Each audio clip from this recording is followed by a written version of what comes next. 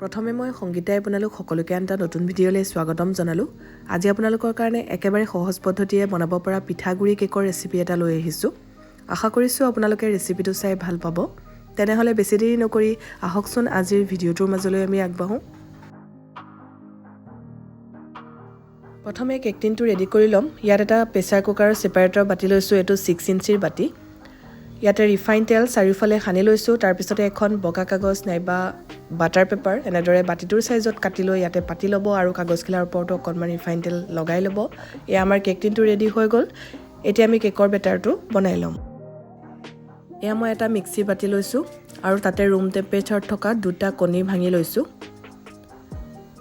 আজি মই এনেদৰে কণী, চেনি আৰু ৰিফাইন তেল মিক্সিতে ফেটি ল'ম।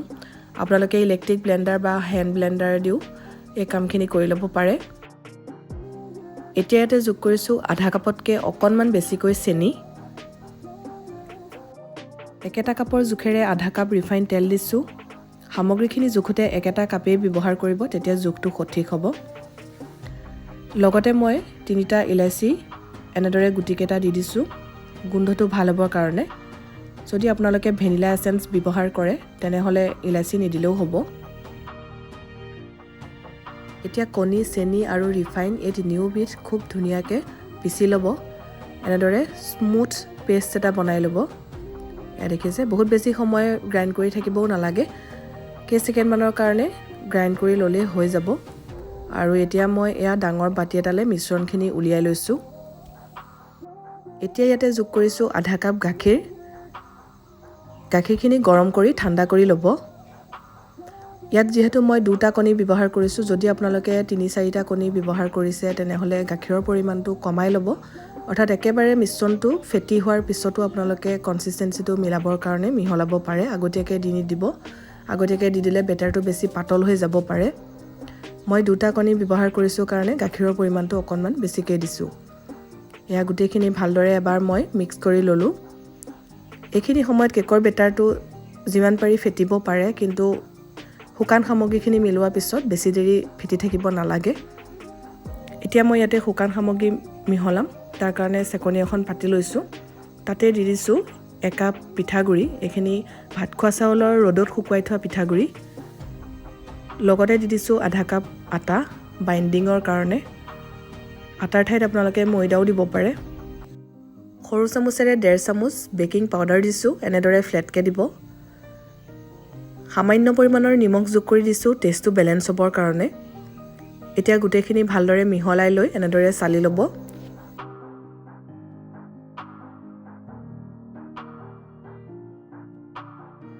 এতিয়া শুকান সামগ্ৰীখিনি এনেদৰে হুইস্কডালৰ সহায়েৰে একেটা ডাইৰেকশ্যনতে লাহে লাহে মিলাই ল'ব।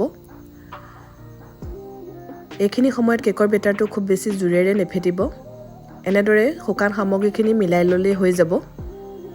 এয়া চাওক, ভালদৰে মিক্স হৈ গ'ল। বেটাৰটো খুব বেছি ডাঠো নকৰিব আৰু একেবাৰে পাতলো নকৰিব। এইটো জোখতে হ'ব লাগে।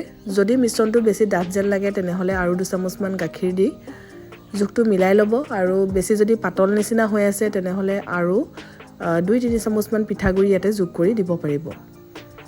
এতিয়া মিশ্ৰণখিনি এনেদৰে থৈ নিদিব। আগতে ৰেডি কৰি থোৱা কেক টিনটোত ঢালি ল'ব আৰু বাতিটো 2-3বাৰমান থপথপাই দিব। তেতিয়া ভিতৰত যদি কেনেবাকৈ এয়াৰ বাবলছ আছে সেইখিনি ওলাই আহিব।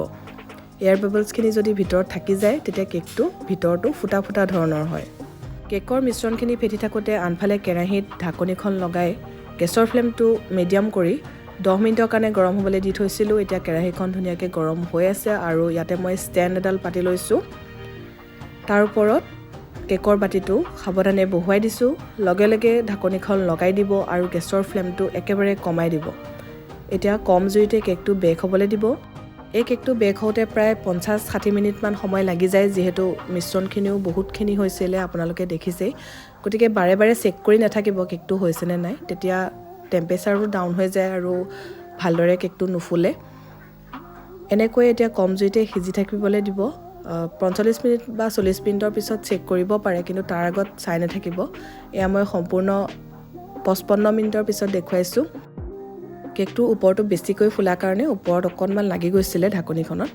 সেইকাৰণে মাছটো এনেকুৱা হৈছে এতিয়া মই চেক কৰি ল'লোঁ ধুনীয়াকৈ সিজিলে দেখিছে একো কেঁচা বেটাৰ লাগি অহা নাই এতিয়া মই গেছৰ ফ্লেম অফ কৰি বাতিটো বাহিৰত উলিয়াই থৈছোঁ ঠাণ্ডা হ'বৰ কাৰণে আৰু ঠাণ্ডা হোৱাৰ পিছত এতিয়া কেকটো উলিয়াই ল'ম এয়া সাইডটো এনেদৰে অকণমান লুজ কৰি ল'ব তেতিয়া সহজতে ওলাই আহিব এয়া মই কেকটো এতিয়া প্লেট এখনলৈ উলিয়াই লৈছোঁ কেকটো বেছি গৰম হৈ থাকোঁতে নুলিয়াব তেতিয়া ভাগি যাব গতিকে অকণমান ঠাণ্ডা হোৱাৰ পিছত উলিয়াই ল'ব বাটাৰ পেপাৰখনো আঁতৰাই ল'লোঁ আৰু দেখিছে কিমান ছফ্ট হৈছে কালাৰটো খুব ধুনীয়া হৈছে এনেকুৱা ধৰণৰ কালাৰটো হ'লে দেখি ভাল লাগে লগতে এইকণ বহুতে খায়ো ভাল পায় আৰু এয়া হৈ গ'ল আমাৰ কেকটো পিঠাগুৰি কেক খাবলৈ বিৰাট ধুনীয়া হয় নকলে গমেই নাপাব যে এয়া পিঠাগুৰি দি বনাইছে আশা কৰিছোঁ আপোনালোকে ৰেচিপিটো চাই ভাল পালে যদি ভাল পালে ভিডিঅ'টো লাইক কৰিব লগতে শ্বেয়াৰ কৰি দিব আৰু যিসকলে প্ৰথমবাৰৰ কাৰণে মোৰ চেনেলটো চাই আছে চেনেলটো ছাবস্ক্ৰাইব কৰি কাষতে থকা বেল আইকনটো প্ৰেছ কৰি অল কৰি ৰাখিব